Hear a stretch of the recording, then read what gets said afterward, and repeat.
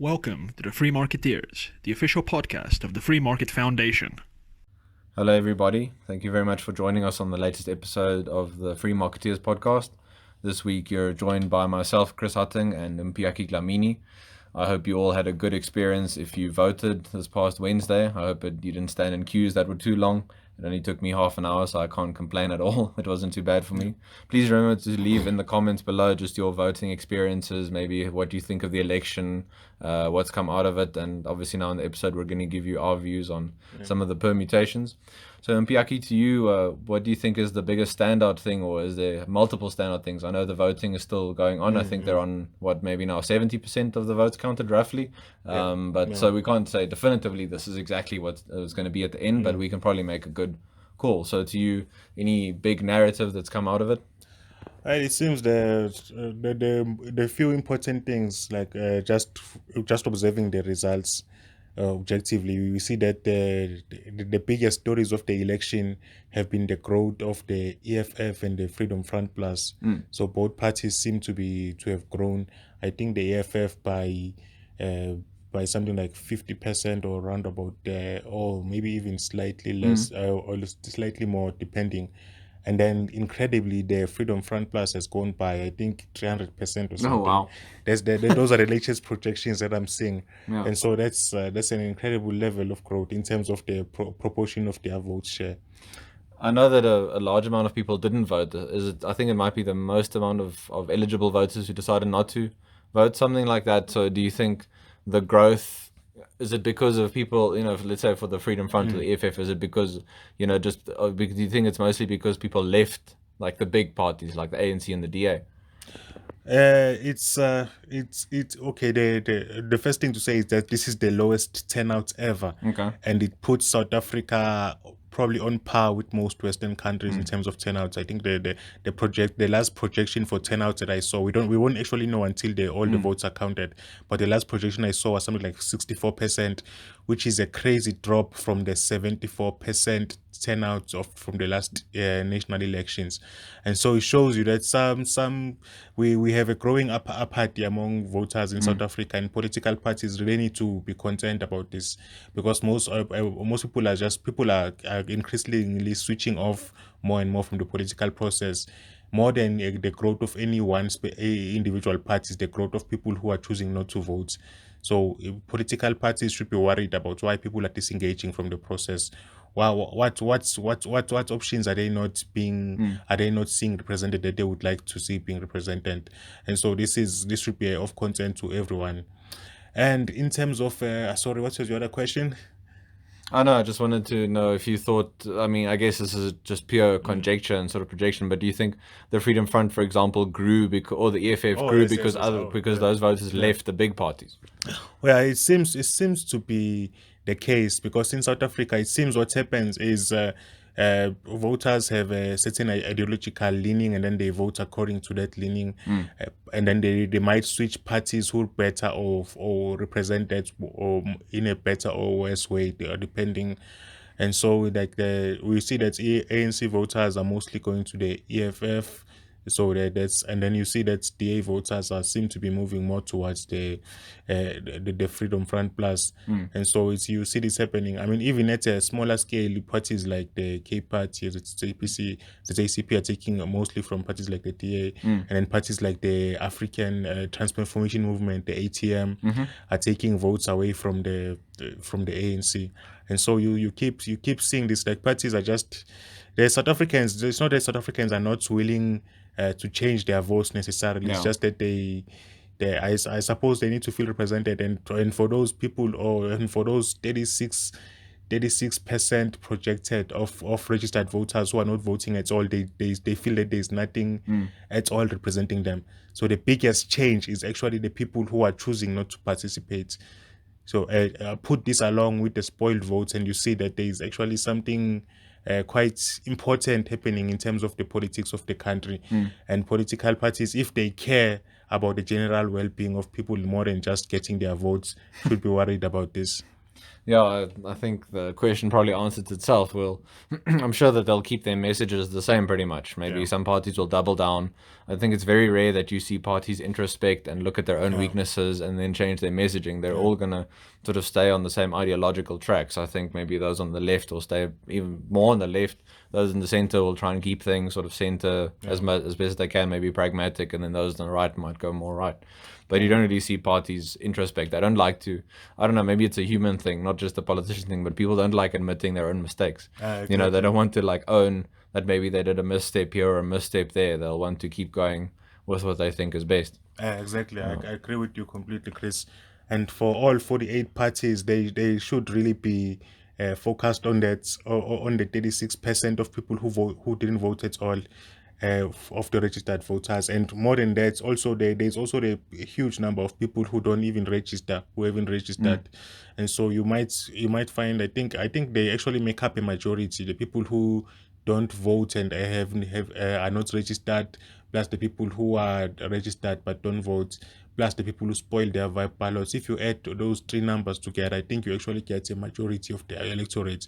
But I stand to be corrected on this. So these are people who could change the country theoretically, but they feel like there is no way for them to do it. So they are just sitting down and choosing not to vote. Yeah. So there is in the electoral market, there seems to be space for someone who is willing to appeal to those people. I mean, assuming that they even want the same things, maybe they just want different things.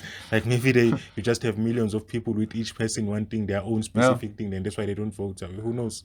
Maybe, do you think as libertarians, should we be happy that so many people didn't vote? I mean, maybe it shows that they want to just live their own lives and do their own thing. Maybe like you said, they sort of realize that the state, they shouldn't be involved in the process anymore. Or do you think there's another reason? I think I wouldn't say that anyone who doesn't vote is a bad person. I mean, that's how can you say that someone choosing not to inflict violence upon their fellow human being is a bad thing? So I wouldn't say it's a bad thing. But it's also, on the other side, there is the fact that voting is also a form of self-defense. The fact that these people are choosing not to vote is, I would really like to, if I could get those millions of people into a room and talk to them and engage with them, I would try and make this argument to them that voting is also a form of self-defense. It sucks. Sometimes you feel dirty doing it because you have to choose among many evils and find the little bit less evil party. And so sometimes it just sucks, but I feel like I still think you need to do it, just because as long as there is some, even if the difference is marginal, as long as there's some difference among parties, I still think you need to vote. And sometimes it's inconvenient. You have to wait in a long queue. You have to wait hours. Some people especially in Cape Town, because of the IEC's mistakes during the election, they had to wait like something like 7 hours. That's sometimes insane. just for the chance, and a lot of them did, which shows just that a lot of people take this thing seriously. So which is good. Luckily for me, I think I only had to wait 1 hour. And Okay, that's not bad at all. I think my dad also waited something like 4 hours because the scanners were broken. So yeah, but I sort of, as I was standing in the queue, and after I talked to my dad and heard his story, because he went early in the morning, I went in the afternoon, I was just, as maybe those of us who are more inclined towards thinking about these things more abstractly, I was sort of standing there, and you hear talk about the Rainbow Nation and One South Africa and all these lofty ideals, but when you stand in these queues, you really see South Africans of all colors, of all races, of all religions, and for all its flaws that democracy has, and we would acknowledge those, and we talk about them and try and reform the system, maybe the constitution, maybe these things that can be changed. But South Africa is still a miracle country. Like, it might be heading in the wrong direction, but I think if you think about our history and where we are now, the fact that there were people standing in queues of such different backgrounds, like just to cast their vote, that many people died for and fought for, to me is still, gives me some sort of hope. I don't know if my hope is misplaced or if I'm like very much mistaken, maybe this is false hope kind of thing. But to me, it does indicate maybe there's something at least that brings people together. They want to, in their own ways, try and make the country better, even if it's only through voting. Yeah, I know it's one of those. I mean, South Africans don't. This is my anecdotal feeling. I think South Africans are just generally not racial people. I know you might not see this if you look at some of our media, look at if the you just public spend time on sphere. Twitter the whole time. Exactly, and you might not see this, but I think South Africans are just we do well together. We work together. We buy things with each other's businesses. We are colleagues. We are friends. We are all of these things. We just don't. I don't really. I think political parties will see more and more that South Africans really race is starting to lose patches. That's my feeling I of it. really hope so. Yeah. I'm not basing this on any data or anything. I'm just saying that I feel like this.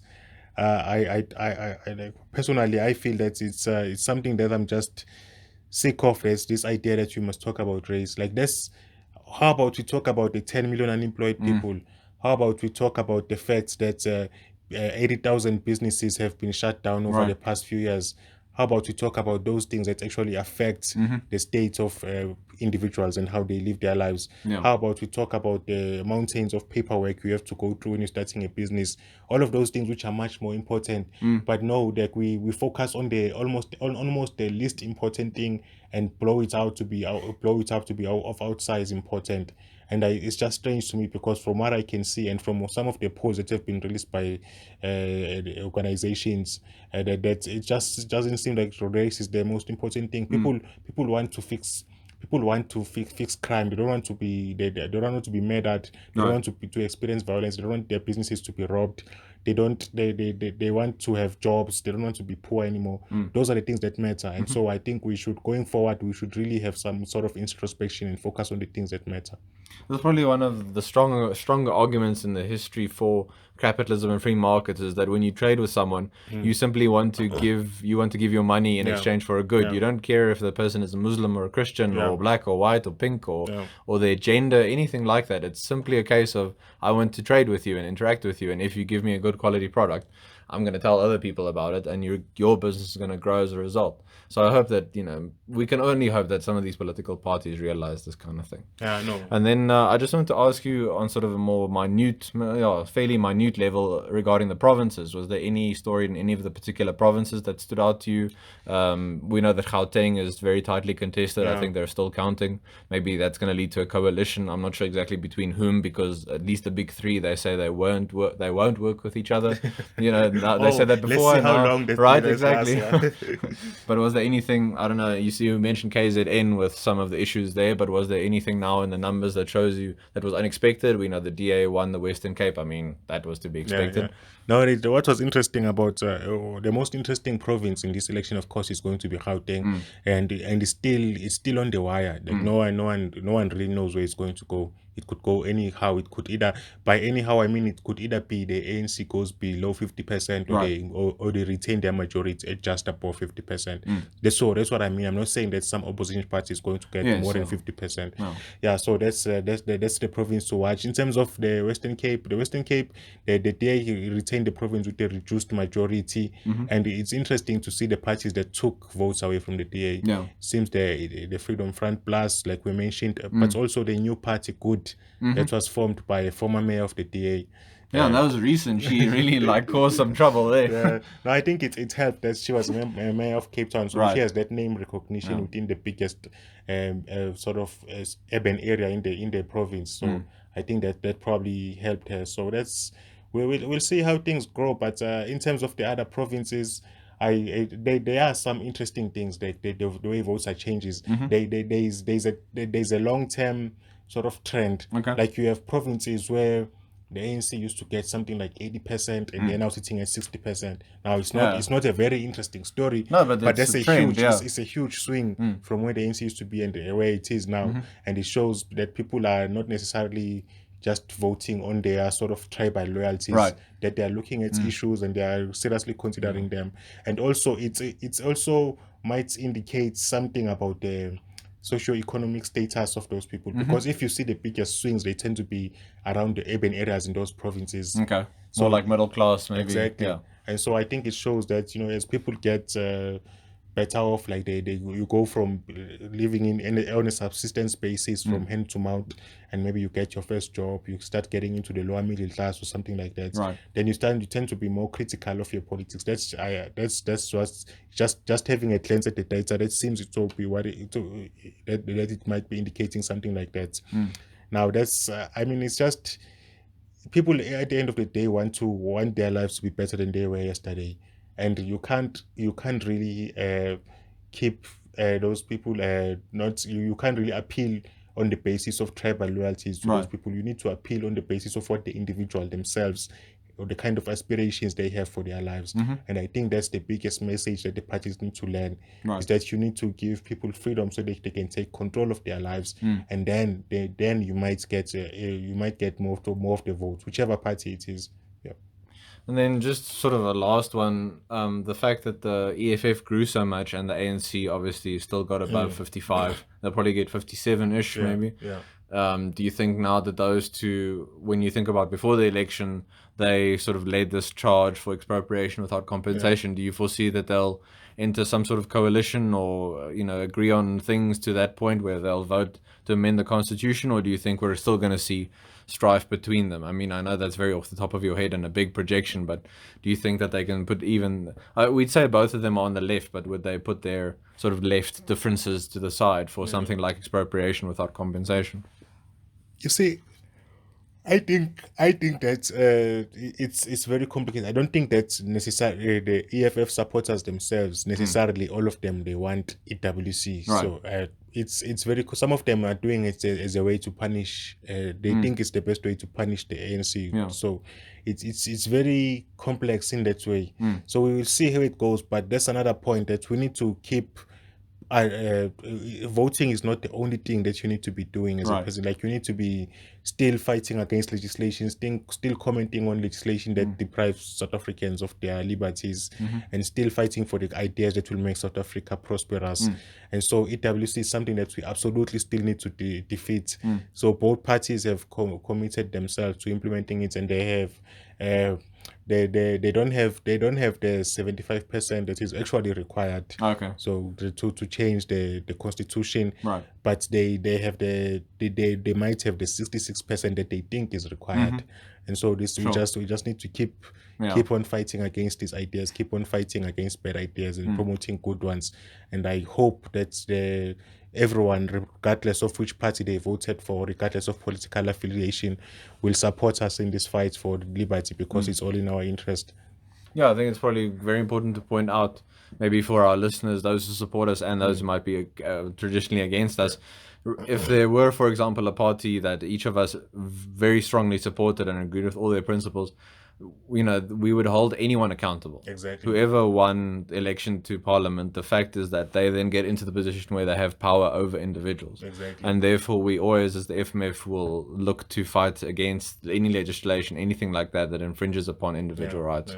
So maybe for some of you listeners, if this election was a shock, maybe some of the numbers, and you realize that things are going a way that you don't like, please make sure that you share our articles and call into radio shows and voice your opinion. Try and make the case for classical liberalism and free markets as best as you can. Read up and research all these things. Comment on Facebook, message boards. Get involved. That's you might get into very fiery debates and arguments with people, but that's all you can do is hold your ground and voice your piece. We still live in a society with free speech where you can say what you think about things and use that to your advantage. So Mpiyakhe, I want to thank you for joining me this week, and listeners, same to you. I hope that you had a good week. Now that all the public holidays are past, we get back to the usual grind from next week. And then on next week's Free Marketeers episode, Martin van Staden will be joining us again, provided he's around. He's involved in a lot of rule of law stuff today, very important high-level things that you and I are not privy to, so we're holding the fort today. State secrets. Listeners, please remember to share this podcast, subscribe by clicking on the big red button beneath the video. Share the link on your Facebook and Twitter pages. You can find the Free Market Foundation, of course, on Facebook and Twitter. With both sites, please just search for Free Market Foundation South Africa in the search bar and follow us on those different platforms. Share our articles and our interviews and all our links that we share, and please engage with us and tell us what you think of the work we're doing. Leave your comments down below. Thank you once again for joining us, and we'll talk to you again next week. Bye.